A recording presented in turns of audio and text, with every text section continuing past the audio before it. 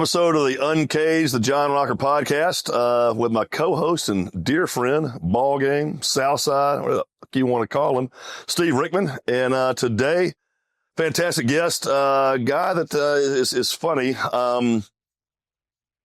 Being a Major League Baseball player, being a Major League closer, I'm still a fan of the game. I still love the game. I still like watching, I love watching Shohei Ohtani pitch to this day. I still like watching, some of today's guys is not an alumni guy, but is a fan. And one guy that I was a fan of, he was just a tick generation after me. I retired in 05. His rookie year was 05. Jonathan Papelbon. Welcome to the show, John. What's up, guys? Yeah. Thank y'all for having me, man. I appreciate it. Yeah, not a problem, man. I want to do a month of closers, and I was telling you offset Al Roboski, the Mad Hungarian's coming on. He's a back in the day closer, and Gagne that didn't text me back, so I guess Eric just lost his spot. But you got on it, now you're on the show, and looking forward to talking to you, man. So how's stuff been going? Yeah, man, it's been going good, man. Just trying to raise kids, man, and do a little bit of nesting. When I retired from baseball, John, I'll be honest with you, I didn't want a damn thing to do with it, man. I was done, and it was just like I didn't want nothing to do with baseball. And then nesting in Boston, they do the Boston games. They called me up and they said, "Hey, you want to get back in the game?" And it was just at a point in my life where I was like, you know what? I really do love baseball. I love baseball. I love watching it. I love old school baseball. More importantly, I know the game has changed a lot, but for me, I became a fan again, and just like you were saying about watching Ohtani, man, for me, I still love watching the game. So I'm back fully involved, 2 feet in now with the Nest and broadcast team. So what you doing with them? Pre and post game. Nice. You doing 81 games, 162? How many games you doing? No, I'm only doing like 60 games, man. I'm in Mississippi, so I fly back and forth from Mississippi, so I do them there. That's kind of like a real job, a little bit. Yeah, a little bit. Yeah. Well, no, that's got to be fun, man. Stay in the game, go up there to see, see some of your Boston guys. Be back in the city. Man. Made you famous. For me, Boston was a different city for me. I played in Boston, Philadelphia, and Washington. And, I got to Philadelphia thinking I'm going to win at least 2 more world championships. And, we had Halladay go down and Cliff Lee went down and Utley didn't play as much. And so, for me, Boston is kind of like, my home away from home still. So I love going back and giving the fans of Boston, Jonathan Papelbon. Yeah. Now, are you doing on-field stuff too, or are you just in a booth? Yeah, just in a booth. Yeah. And I only go up and do home games, man. I'm not flying around the country like the rest of these guys. Too big league for that, man. You too big league. Yeah. Look at your damn your backdrop of your office here. You got to play a World Series trophy, and who knows sign those balls right there. Those are probably World Series team balls and shit. I wish I was sure. Room. Your diggy room? Yeah, I got you. All right. I love it. You know what? Having the two of you on, 2 pitchers, and like you said, your career goes down in 2005. Not in flames. It was time, and in his starts, and hearing you guys talk and knowing about you.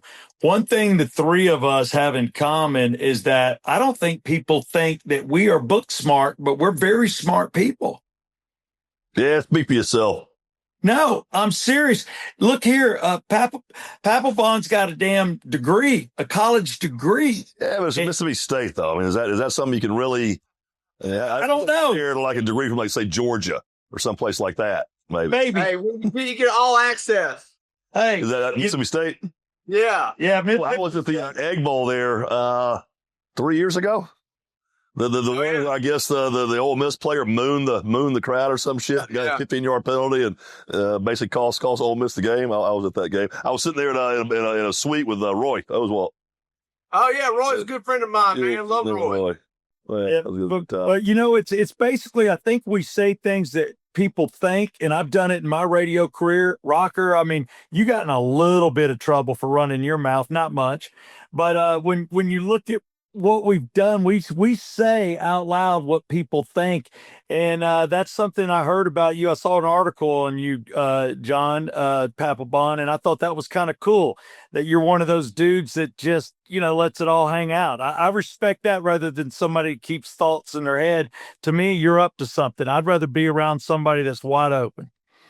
Yeah, I've always been attracted to those type of people and tried to be around those type of people, man.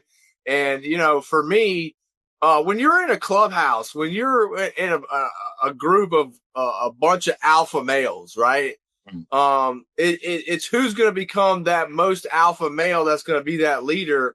And I think that it plays on both ends, man. You got to be able to talk it and back it up. So if you can't back it up, you can't talk it, That's one thing that comes with the closer personality.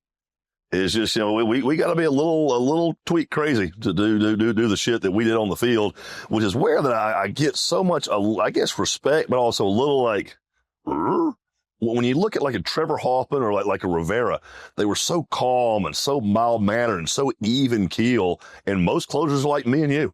We're sprinting in from the bullpen, or we're on the mound with just some god awful, I'm going to freaking eat your children look on our face. And that is the like I said, I got Al Rabasi coming on. I mean, most closers are a little tweaked. We're not quite all there. That's why it confused me a little bit when you see, someone like a Rivera who was just 55 miles an hour, never higher, never lower. I never understood that. Cause yeah, certainly, you were very successful and so was I, but most closers you see are that wound up alpha male, like to the point of if I take one more step, I'm going off the cliff. Is how so many of us are, your Rich Gossages and those guys. So it is that alpha male and, coming in to close out a game, getting ready to face three other alpha males with a bat in their hand. And it's like, let's pull our dick out, folks, and let's see whose is bigger. To me, it was, you're not going to go out there and intimidate somebody. You're not going to go out there and say, oh, I'm a bigger badass than you. We got to prove it, right? We got to go out here and prove it. And to me, if I'm going to war, man, I got to be jacked up, ready to go. And you were in 05, John, where you couldn't take steroids and amphetamines anymore. So you were kind of walking in the gunfight with a knife, Yeah, man. I came up to the big leagues. I was like, what the hell happened, man? You can't do this no more. Give me a beach bond and be freaking tank like Canseco, and hell, you ratted all of us out. Now we can't have any fun anymore. Yeah, so we were talking off camera.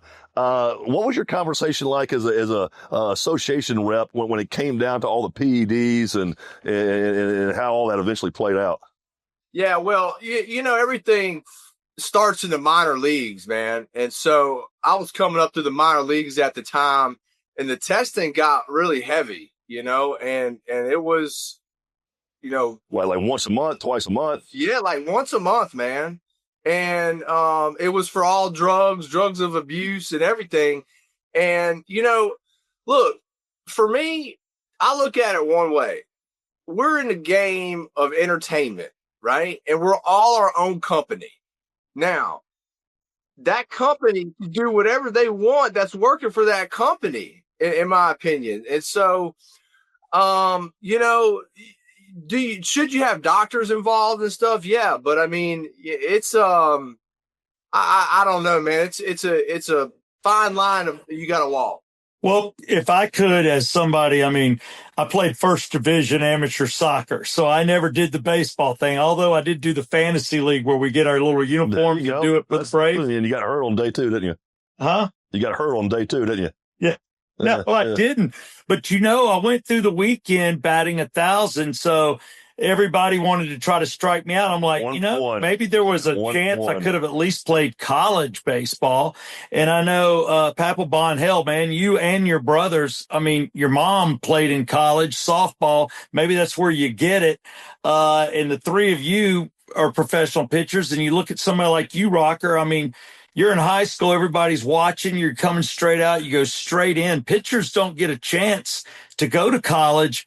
They're usually grabbed, and you're playing and on the road at 18. And then you look at your arm and everything that you guys are doing out there.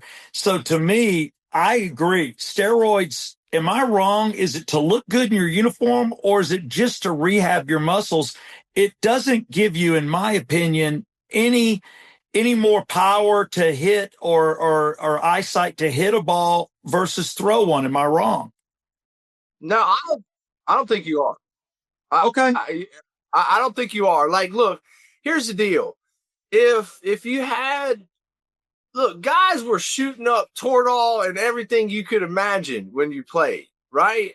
So if you have doctors that are on staff that are monitoring what players are doing in order to get healthy, like you play 182 games throughout the whole year, you're not gonna, you're not gonna just make it through those without getting injured. I'm sorry. And so players are going to do what they can. And then you got, on the other hand, you got guys from third world countries like the Dominican, and you're going to say, oh, no, you can't take steroids. Well, there's $30 million on the line here. You don't think they're going to take steroids? Hell yes. Yeah, I was down, John, playing winter ball in Puerto Rico. A very famous player, got probably 12 years in the big leagues. I'm not going to mention his name. Walk in the training room, and he is grabbing some wood there, bub, leaning on the training table. The trainer, right, the old keister there. Trainer shooting him up. This guy, he eventually played 12 years. Wow. Yeah, and that is just very out in the open. Hell, you can go to Mexico to the Farmacia and just load me up with one of them and two of them and give me a box of them naked lady tees. And yeah, you just, stick it in your boots and drag it across the border. That's just the way it's done down there. But a quick story from your aspect. I mean, people want to say, well, the health side of things and the, the performance side of things. I'm with John. I'm with Steve too. Hand-eye coordination is not getting improved by Winstraw. But as far as, coming back, and John can attest to this, you throw me out there that third day, I threw Friday, I threw Saturday. Oh shit, quick turnaround Sunday day game. I'm dragging ass. I'm doing a good job to wipe my ass Sunday morning. And I get that call to the bullpen in the 8th, 2-1, Rock, you got it. I need a little pick me up. I need something. I'm going to be out there not throwing 97, 99. I'm going to be throwing friggin', 91, 92 instead of a nice sharp slider, some lazy rolling fucking hunk of bullshit up there. And I'm sorry, when I come off that field, if I just blow a game and we're in a September playoff hunt and I tell Bobby Cox, well, sorry, Bobby, but I hear the excuse, but you know what? Here's your ticket back to Richmond. We'll call you back if we need you. Because when I came up through Atlanta, I grew up in Macon, Georgia, 80 miles south of Atlanta.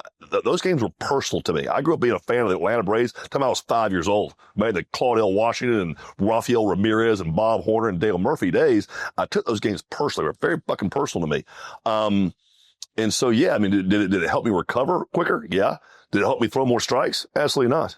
Did it get 1 or 2 miles an hour? Maybe.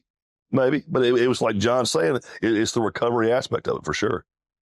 Well, what do y'all think as two guys obviously playing in the majors and, you crushed it and, congratulations to you, Papelbon, on some World Series, baby. That's good stuff. But when you look at the Heritage team, I mean, you played in the most unique ballpark outside of Chicago with no lights. I hated it when they put lights in there, but that Green Monster, the last time I was there was with Ball Game. John, you were playing for the Cleveland Indians. I partied with you in Boston and stayed for the game. Then I left. Maybe at Daisy Buchanan's, maybe. Yeah, maybe we're there. Maybe, but guess Definitely. what? 2 days later was September. The horrible day, September 11th. So I was with you on September 9th in Boston. And they say a lot of those terrorist guys were in those hotels in and around the airport, which is where I was staying. And I'm like, good God, I got back to Atlanta just in time. And that Tuesday, the world changed. But it was just unique being in that ballpark.'s it like? I mean, you guys have both been in there. We just look at it. Is everything so old school, so small? The training rooms, everything? Is there anything modern, or is it as old as the wall? No, man, it's pretty bad. In fact, the historical codes of Boston and the city of Boston stepped into where they can't really renovate most of the stadium now. Yeah. There's only certain things they can do. But, man, I tell you what, it was not fun taking a shit in that bullpen in Fenway. There's a bullpen in Fenway. Did you guys at least have a light in there? Yeah, and it was one of those lights that you just stuck on the wall and you pushed the button. Like visitor side, no light. No light. and you sit there, the door opens, they're the fans 70 feet away. So you literally had to sit there, either take a shit in the pitch black or leave it kind of cracked. So you got a little light in there, and you can like, no, there's the fans right there. It's like there's no light. And I guarantee that was by design too. The bulb probably went out. Fucking we ain't replacing that shit. And of course, hot as absolute hell in there. It's got 100 degrees in that thing.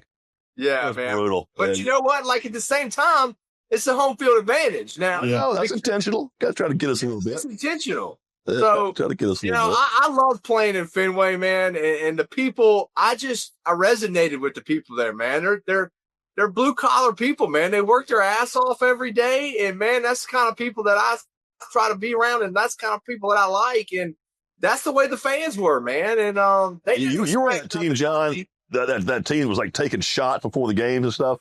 Yeah, the 07 team. Tell me about Euclid and some of those guys. I met them from 60 feet away, but never got to hang out or talk with them. I tell you what, John, and I don't know how you feel about this, man, but team camaraderie cannot win you a World Series, but it can lose you one. Yeah, you know, absolutely. We had that, it was, we're going to come to your city. We're going to take your women, your beer, and we're going to beat your ass. And with you and Johnny and fucking Johnny Gomes, those guys. Yeah. and so it was an attitude, a mantra that we took over, and to me, it's a little bit harder to do that nowadays. I mean, look, when I came up in the big leagues, I told you, man, like I was borderline raped. I was abused so bad. But at the same time, I loved it, man. In fact, I remember Tim. What do you mean by that? You got like, my first 2 years in the big leagues, I didn't even have a seat on the plane. I had to sit in the back with the stewardess on the little jump seats. That's awesome. Yeah. And basically, you had to serve the plane. So I was a stewardess for most of my first 2 years as a big league flight charter. Yeah. And, you walk the aisle, you tend to clench your butt a little bit because you don't know what might go up there. Yeah, you get thumbs and fingers and shit like that. Yeah. Yeah. And so, but at the same time, man, I was bought suits. I was bought dinners. Guys put their arms around me and said, "Hey, this is how we're going to do it." And you got one choice: either step in and follow or get the fuck out the way. And so to me, I learned how to play the big league game with guys like Jason Varitek, Tim Wakefield, Kurt Schilling, some of those type of guys that there was no bullshit, man. Like we come to play. And so I don't know. I think team camaraderie has been lost in today's game, to be honest. I would agree. Of course, you would know better than I do. I mean, you're still in the game. You're still, I'm assuming, walking through the clubhouse at different times, pregame and postgame. I've not been in a big league clubhouse since my fat ass played my last game, and that was it for me. Well, I tell you that badminton, some spring trainings, but I mean, well, what are you seeing? I mean, you seeing like post game? I guess you're probably working, but I mean, are guys hanging out after games? They still, before the shower, we sit there for half an hour, 45 minutes, and then drink beers and talk about the game, or are they showered, dressed out, trying to beat the fucking fans? Yeah, John, I'll be honest with you. I spent many a late nights, or spent the actual night in clubhouses before, and that was because I wanted to get to know my teammates and be around them and learn how they were winners. But I got an hour to do after the game, a post-game show. And usually after the post-game show, I'm in Fenway, and I'll walk back down to the clubhouse to see all the clubbies. You buddies with the clubbies, most of your clubbies. And I'll go have a beer with them or something after the game. There ain't a soul in there anymore, John. It's changed. And, another thing is these guys, they get to the park at like 10, 11 o'clock in the morning. And I used to try to always tell my manager, I was like, I know stretch is at like 4 o'clock, but I'm not going to pitch till about 10 o'clock. Can I show up about 6 or about an hour before the game? But it's a different. What was the thought on that? No. Shove it right up your fat ass. Yeah. Exactly. Who was your manager? That was it Tito? Yeah. Tito. Yeah, he was the guy, third base coach in Texas. Yeah. Cleveland. Yeah, he was awesome, man. Terry Francona. Look, there was many a times where he had to take me under his wing and be like, look, this is how you're going to be a big leaguer. Cause I fucked up a lot and I had to go to him many times late night at the hotel or after the game in his office sitting there. How are you going to be a big leaguer? How are you going to stay in the game? And what are you going to do to be great in this game? And so for me, we told you fucking work. Yeah. Tell me this much with both of y'all and listening to this just popped in my mind. This is not rehearsed or I don't have it written down on any paper. But out of the two of you, because you played for, 3-4 teams, each one of you, first off, your favorite uniform. Like what colors go with your eyes or your look or your favorite color? What was your favorite uniform? No, I'm bisexual. No question. Not gay. You don't have to answer that if it makes you feel fucking homophobic. No, I want to know because think about it. Fans have to buy the jerseys. We wear the hats. There are certain colors. I can't stand Alabama colors, but I'm not a Bulldog guy either. So I'm just curious, did you like yourself better in the Braves uniform or Texas Rangers uniform, John Rocker? Braves, because the Rangers sucked the 2 years I was there. We were fucking terrible. What about Cleveland Indians, man? You had the cool Indian. Was that cool? That's fine. Yeah, I like that team. We were good. We were good that year. I was with Cleveland. All right. Papelbon, you're not going to think I'm gay. Look, I've slept with 419 women. If anything, you could be my first test. Yeah, that's true. Exact body count, ain't it? Yeah, that's a hell of a body count. But then I get around people like Paul Stanley, and he's like 10,000, dude. You don't touch me. But for you, what team? It sounds like the stadium in his history. It's Boston. Yeah. But out of all the teams you played for, like even Washington or Philly, was there did you just like the stuff they gave you or whatever that every fan wants? The real baseball jackets, hats. What logo? What did you like the best? Yeah, man. For me, I like the old school 1980s Phillies uniforms when we got to wear those. The stripes, right? Yeah, with the blue. But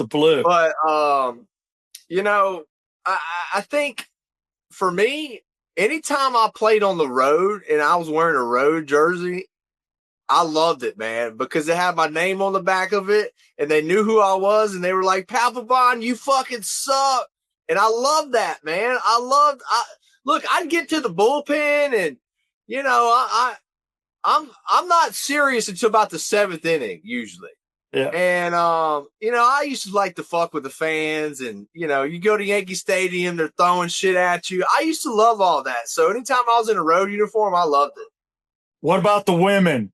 I've gone in, been on the road with players a lot with ball game, and you walk in, you see the chicks in the hotels looking for a husband or just want to get pregnant.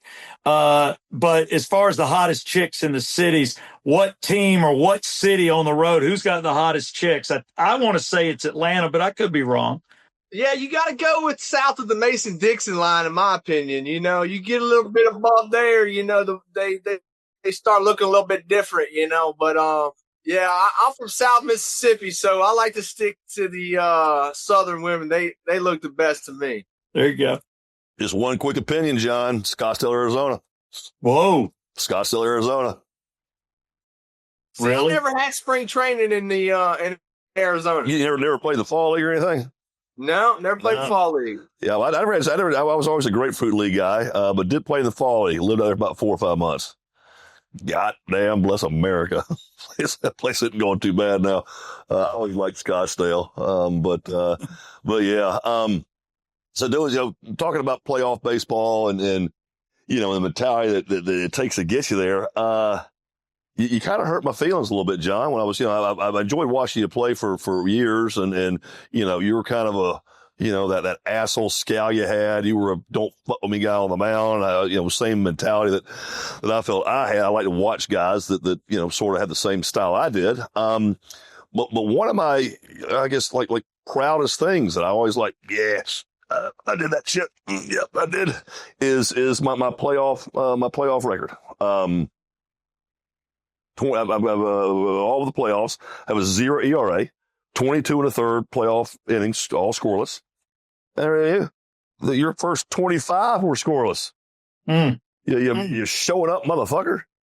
I thought I was like the best at it, the best. You had an inning and 2/3 more, or 2 2/3 more than me. Before you gave up a run. Yeah, man. 25 scoreless, honest, to kick it off with. Well, like for me, man, it was always a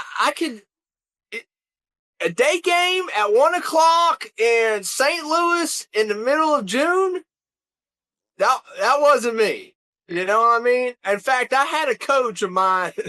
I was a little fucking hungover, but I was throwing about 88 out there one day. It's a 1:00 game, and he says, "Hey, pal, you all right out here? You hurt or what? You're throwing 88 miles an hour."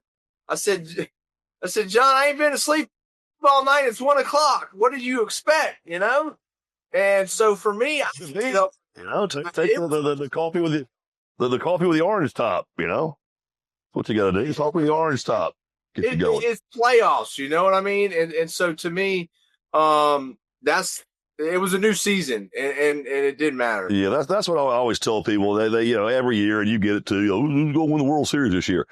And in 4-6 teams left, it's anybody's ball game. One, a couple of hitters get hot, a couple of pitchers get hot, they can roll right through the playoffs. But I always say I don't know who it's going to be, but it's not going to be the team with the best roster. It's going to be the team with the most big game players. That guy that hit 240 all year this season, he had 9 home runs, but shit, in a 7-game set, he hit 328 and hit 4 bombs. He hit half the bombs he hit all year in 7 fucking games. And that pitcher with the fucking 5 ERA, he went out there and spun you 2 shutouts.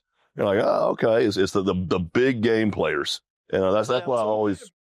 To me, in playoffs, man, it's you always have that unsung hero, right? Right, yeah. That one guy that just steps up, man, and he's like, where did this guy come from? But he's been in that clubhouse all year long, and he's had that camaraderie built up to where he can succeed. Yeah. I remember, you say who won the 1995 World Series MVP for the Braves? Yes. Was it Chipper? Was it Dave Justice? Fucking Mark Lemke. Yeah. Yep. Exactly. He had like 380 in the playoffs. Was a career 248 hitter. Hit 380 in the playoffs that year. Just mashing, and he may have had 6-8 home runs all year. I think he hit 3 bombs between the NLCS and the World Series. But that's what I'm talking about. It's not the team with the best roster. It's the team with the most guys like me and you, big game players. Now we were good during the season. You had 360 some odd saves, good during the season. But what'd your final postseason ERA turn out to be? A point whatever. 0.9 or something like that. Yeah, exactly. And 25 scoreless to freaking kick it off with. That's that air a little chilly. The bunting is on. The banners are up. In the stadium, Yankee Stadium, that red, white, and blue banners are up. That spray paint's on the field. Says whatever year World Series. It's time to fucking get going, boys. Yeah, I agree with you, John. I totally agree, man. It's those guys that when the lights are brightest. When the lights are brightest, who are those guys that you want in your foxhole? And I want a bunch of guys that are ready for the challenge, not, oh man, what are we going to do? And it seemed like that 97 series, it seemed like everybody on that team was like that. Schilling with his Buddy Sock. Yeah. Was a Buddy Sock the 97, the 07 series? Yeah, no, that was 04. That was 04. Okay. I get those two confused. But, those guys. And I rehabbed, my last year was with Tampa. And I spent most of the year in AA rehab with this busted ass fucking arm. And was playing with Johnny Gomes. Johnny was on that team. I mean, just a piece of work, even in a little 20-year-old AA kid. You could tell, piece of work, fucking grinder, blue collar dude. And he was on that 07 team. And like you said, with Veritek and those guys. I mean, just some old school, just down dirty ass players, man. And that's who the hell you want in a fucking fist fight 5-game, 7-game set. That's what you want. Is the guys going to get that bar fight with you. You know what else kind of pisses me off too is everybody's got like the same agents and they're all buddy and like I can't stand when we're in between the lines and we're all buddy, right? Like no. Like, I don't care if he's your friend. He's not your friend right now, and we're going to war. And it's harder to find that type of player now because there's, when I go and I look at like this Peyton Tolley kid or some of these new kids on the Red Sox, right? I don't judge or I don't gauge them by, they're throwing this fucking 98, 99 mile an hour fastball everybody throws now. Well, to me, that doesn't have anything to do with it. It's what kind of makeup do you have? How were you born and raised, and what kind of monster do you have inside of you? That's one thing you're talking about, John. I always, because I had a good bullpen in Atlanta the 5 years I was there, and I always wondered, why am I the closer? Why am I there? There was guy Rudy CNS threw just as hard as I did. I don't know if you remember Rudy or not. I mean, Rudy played 15 years maybe. He did just as hard as I did. He had a better changeup than me and a big old yak and breaking ball, but he was always a seventh inning guy. And Mike Remlinger, had good shit. He was good lefty, good command, probably better command than me. Had a better ERA than I did. His I think all 4 years we played together, his ERA was always about a quarter point, half point better than mine. I'm like, why am I the closer? And Bobby or Leo, one of these players, real quick, your makeup, John, your makeup. Like these are the guys. Maybe not in April, maybe not in May, but in September, in October, they're going to fucking cower like whip bitches when it's 2-1 in the ninth inning in Yankee Stadium. It was like, well, where were we? Let me ask you this. How many times when you go into late in the ball game where you go through a fucking scouting report, and I hear Derek Jeter, for example, faced him 1,000 times. I'm looking at him going through scouting reports, and his swing is totally different. His approach is totally different than it was his first 3 at-bats than it is in the ninth inning. Oh, yeah. It's just different. Yeah. I mean, he's and when I faced Derek, obviously not as much as you, but I faced him, I don't know, 7, 8 times anyway. Yeah, he had that inside-out swing. He's trying to always take me opposite field. And I think I probably faced him 6 times, punched him out once or twice, but also stuck him once or twice. Get it in there, and just sorry, Derek, I didn't mean to. Your fucking knee got in the way, dude. My bad. But you don't see that anymore either. Yeah, and and John Smoltz, as good as John was, and this is kind of like what you said, you alluded to earlier. Your first couple of years after you got done, you were just like, fuck this game, man, watch this shit no more. I retired officially in 2005. I had shoulder surgery, and that was into that. And I think John started closing for Atlanta like in 2005. Yeah. And I saw his first couple of chances. He got his fucking ass handed to him. Yeah. And here's a guy with 200 plus wins as a starter, and was honestly throwing a little hard out of the bullpen like most of us tend to do. And I mean, I think he blew like his first 3 saves. And there again, I'm sitting there wondering why. But it comes down to just that closer mentality. And of course, eventually John ended up saving 200 ball games as well. But yeah, I think he learned real quick. As good as I've been with my Cy Youngs and whatnot, ninth inning is a different animal. And ninth inning in May is tough enough. I got a chance to talk with John. John was on the Red Sox for a split second. That's right. He finished it. And I got a chance to talk to John a lot about the starters versus closers. And it has nothing to do with mechanical wise. It has nothing to do with pitch selection. It has nothing to do with pitch grips. It has how much sack of nuts do you have when the game's on the line, and how can you change your game to that, right? Like it's not the first inning anymore. We got to get outs now. But I love John Smoltz, man. And all that. So. He lost a lot of money in the back of the plane. Old Smoltz, he had big pocketbooks, He loves gambling, man. He loves it. He loves it. The God Squad guy he is. He loves to spend some money on some poker or something like that. Yeah. It was fun being around you guys and being around Smoltz. He was on my radio show for a couple of years, and I got him to put a laminated baseball card of me in his back pocket and pitch with it, and he did that for me. So, which is odd. Are you sure about that? I'm positive. He wouldn't lie to me. You shut up. Don't you dare tell me it's not true. But no, when you talk about the gambling and everything and what goes on, on the planes and all of that, and even the coaching, it's fascinating to hear you guys talk about who's changing their swing to throw a pitcher off, who has that ability. Well, when it comes to pitching coaches, for your God-given abilities on both of you, who was the best pitching coach, or did you pay attention? I know Leo really well, and Mazzoni would tell me there's nothing I can tell this guy. I'll go over and talk to him, check his head, but I'm not teaching. There's certain guys I need to teach, but that guy's not one of them. So did you learn anything, John, from any of your pitching coaches in the big league? That's what I'm wondering. No, exactly. Wow. Wow. It's not a damn thing. Well, what do they do, fellas? Why are they there? I tell you this much. In the minor leagues is where I learned how to pitch. Once I learned how to pitch in the big leagues, it's just containing that and trying to get the best out of each player that you can on a daily basis. But to me, the best pitching coach I ever had was actually a double-A pitching coach at Portland, Maine. His name was Al Nipper. Well.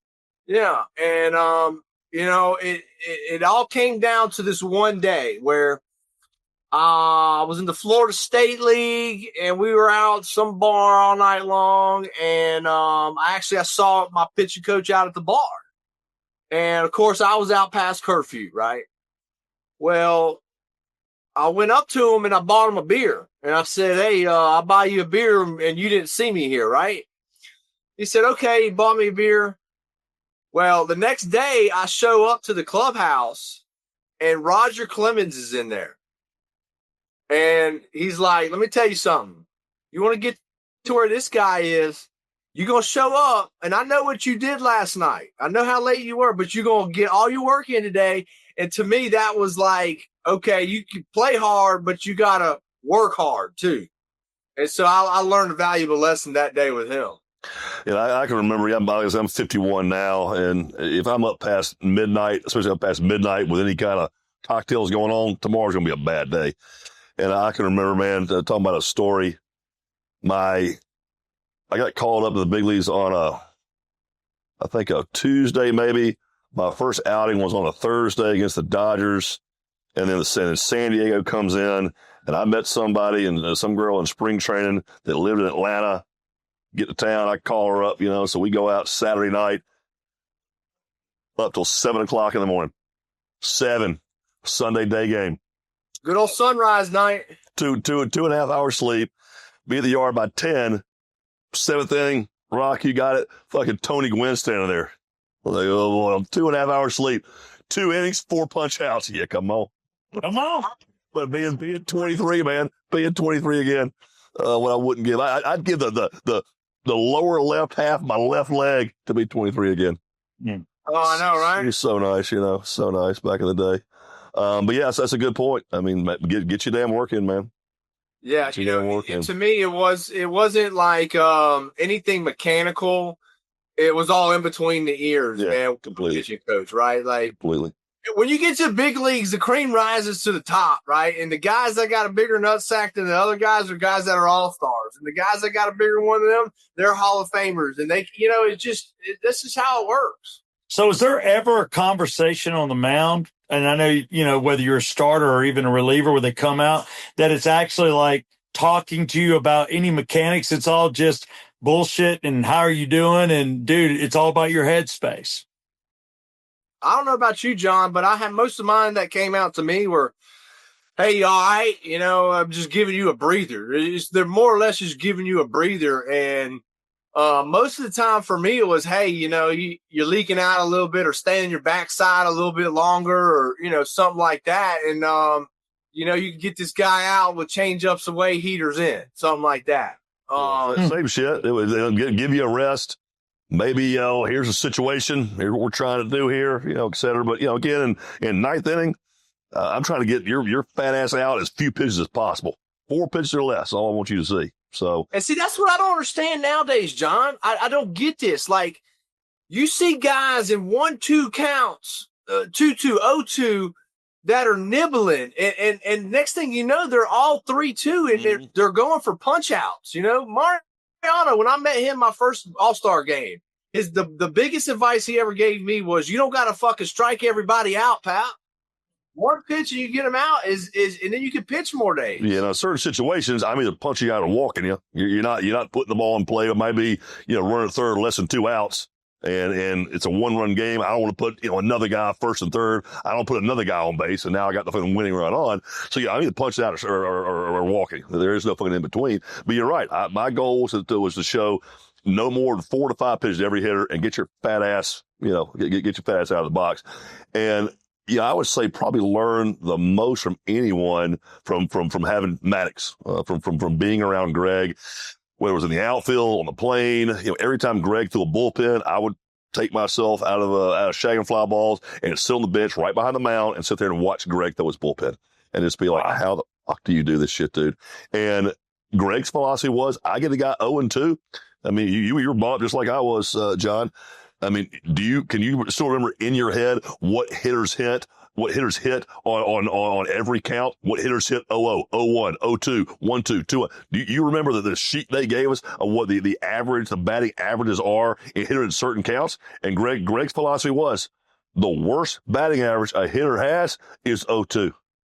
Why am I going to throw a waste pitch 0-2 when the average big league hitter is hitting .98 on 0-2? Why am I going to try to fucking bury some shit in the damn dirt? I'm not doing that shit. I'm going to come after your ass. I'm going to give it the most 0-2 hits in the league. I'm going to give the most 0-2 outs in the league. And that's why he would get through complete games in 95 pitches. He ain't dicking around out there, throwing 6 pitches to a guy that he once had 0-2. Yeah. But yeah, learning things like that from Greg. Greg would throw 90% of his bullpens out of the stretch. I asked him one day, why do you do that, Greg?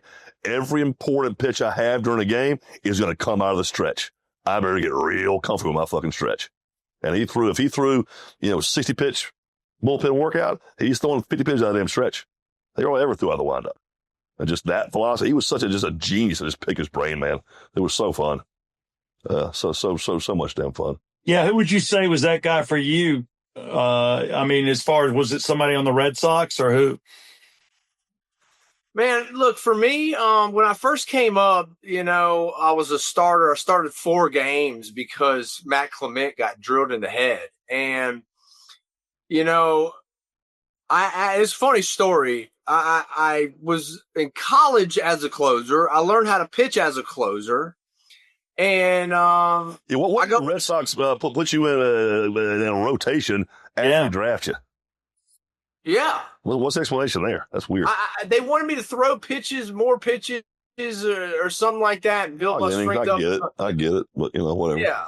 But the thing is I knew I wasn't a starter, man. I knew I wasn't. I knew that, I would succeed, and this was, who I was as a closer.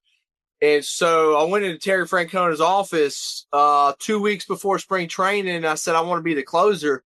He said, nah, Mike Timlin's already our closer. I said, okay, well, I don't think I'm going to be this successful as a starter. And he said, all right, well, I'll tell you what. If Mike Timlin in the next 2 weeks can't get the job done, then the job will be yours. And you can try out for closer. Well, sure enough, he didn't get the job done, and the rest is history. But,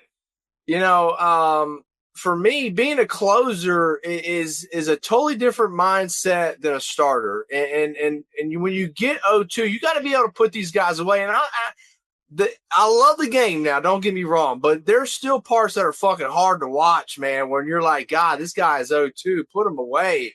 And now you might have pitched tomorrow. I need to run my pitch count to 25 pitches on a Friday and try to get it done again tomorrow.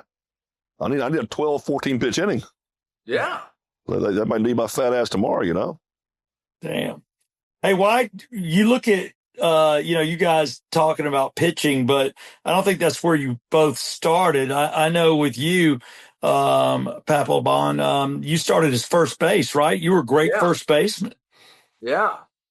I mean, look, to me, I didn't start pitching until my sophomore year in college. I went to Mississippi State as a freshman, outfielder, first baseman more, really. And I had 2 All-Americans in front of me, and they said, you're going to redshirt. And I said, well, no, I'm not going to redshirt. I said, I'll go beat them out.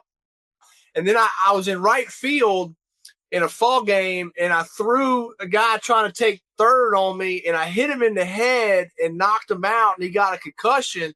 And the pitching coach after that practice said, hey, man, you ever pitched And I was like, nah, not really. A little bit in high school, you know. And he's like, well, do you want to make it to the big leagues? You can make it to the big leagues as a pitcher.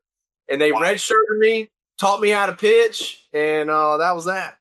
Right. There's a lot of stories. Not a lot, but there's more stories like that than you'd think.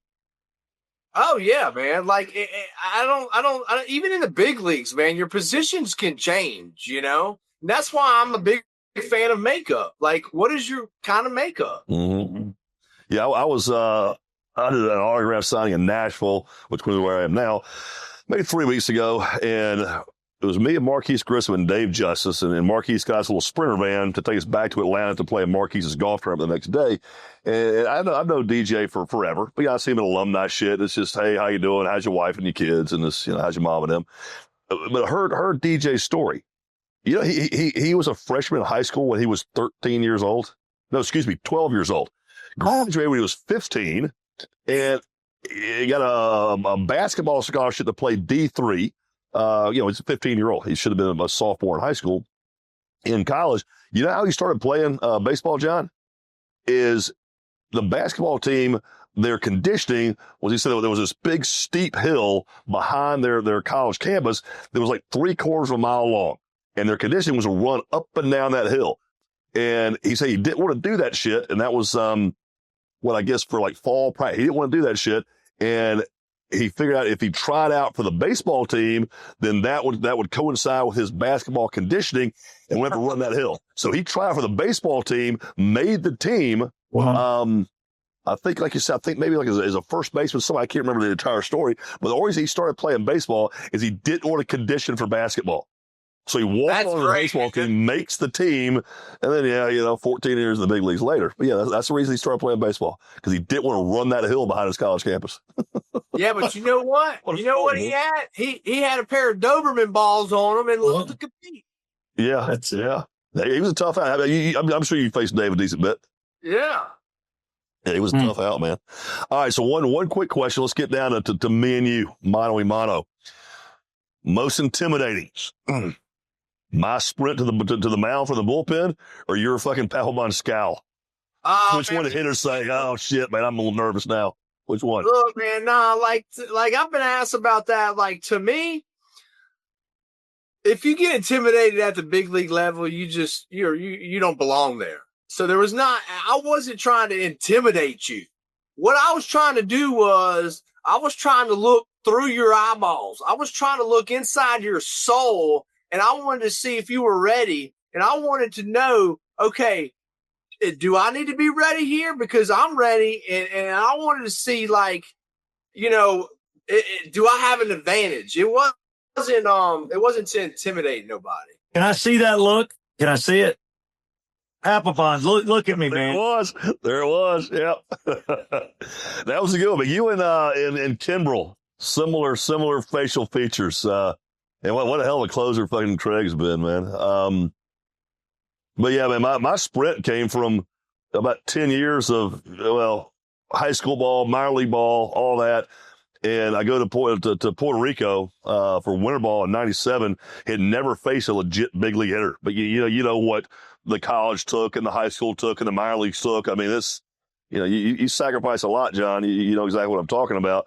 And I got a wild hair up my ass when I was 13 years old, and I'm going to do something every single day to get myself to the big leagues. And whether it was reading a book, playing a game, working out, reading an article about my favorite player, something every day for 9+ years, almost 10 years.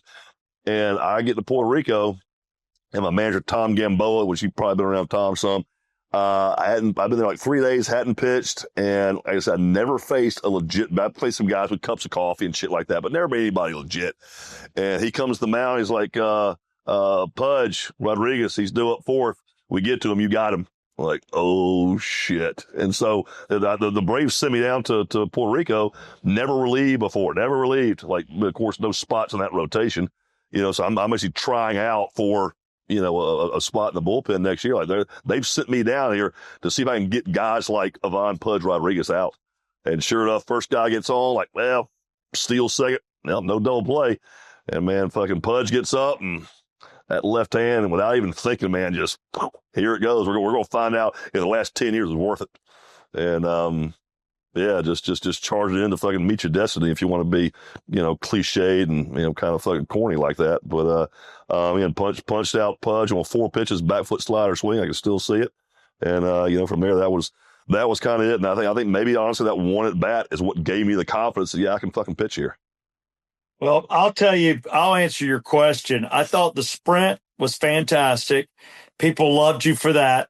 You talked about Smoltz. Him coming out just to AC/DC was cool. The song, Thunderstruck. But Papelbon, you take the cake, man, doing the Charlie Sheen thing for Major League. The Mohawk, I got to tell you, man, that's as a guy that loves his hair and loves long hair, and I have it, I don't know that I could do the Mohawk. I don't know how the hell you did that. Yeah, well, that was I lost a bet actually, and so it was a pretty stupid bet to Veritech that I lost, and it was a Mississippi State football bet, wasn't it? Yeah, Mississippi State football. Yeah. You know better than that. Yeah, and man, I just ran with it, man. You're 20. Why not? Why not? So hilarious, very funny. But things like that make it cool, and that's why the movies jump on it. Charlie, when he was on his blood tour, I brought him on stage at the Fox Theater in Atlanta. I opened for him and had done an interview, and he liked me. And all that guy could talk about in the green room backstage before I went on for an hour and a half, I'm back there with him, was baseball. He had worked out with Georgia Tech. He loved baseball. And if there's anything, that guy would have traded his acting career in a heartbeat to play baseball. And that's why Major League, and he's basically, that character comes from people like you and Rocker, because you did something special and the fans love it. I hear that all the time about John sprinting out your look. I mean, God bless you for doing it. I don't know how you do this sport and not draw attention to yourself. Yeah, man, look, at the end of the day, you got to be who you are. You got to be what makes you successful. And, for me, I learned, I had great guys to learn from, but also too, I wanted respect. And and at the end of the day, you get that from your teammates, man. And so, to me, I play for my teammates, and that's just how I went about it. You want your teammates to feel about you. The game's tight. This game's been back and forth. Thank God John's coming in. We got it now. We got this shit now. Yeah, that's what you want your teammates to be happy when they see that bullpen door open and you come through it like, all right, fucking fire drill's over. We all right now. Yeah. So y'all didn't care about the crowd, the stadium. You were literally doing it for your team. Obviously, you have the ability to shut that out. But yeah. I saw Rocker, and I've seen you do it too.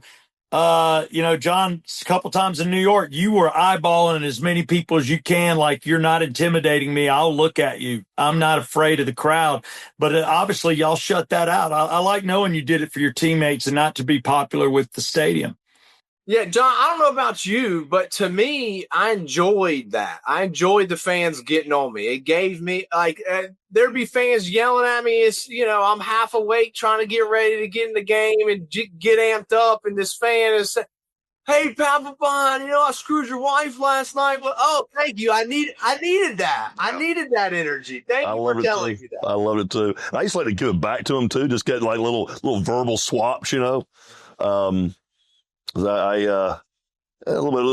got the gift of gab kind of, and I can one line zing it with the fucking best of them, and especially these drunk fans, and say some shit back to them. All their buddies are laughing at them because I just fucking roasted your ass in about 30 seconds, and they a lot of times shut the fuck after that. But yeah, so thanks for coming on, John. Man, great interview. You've given us a lot of your time today, especially after your 3-kid fire drill earlier. With I guess you had to run the carpool line and pick up the youngins, huh? It never stops, man.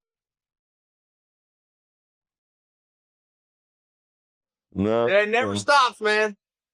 Yeah, but anyway, thanks. A little bit of a hiccup this afternoon, but thanks for coming on, man.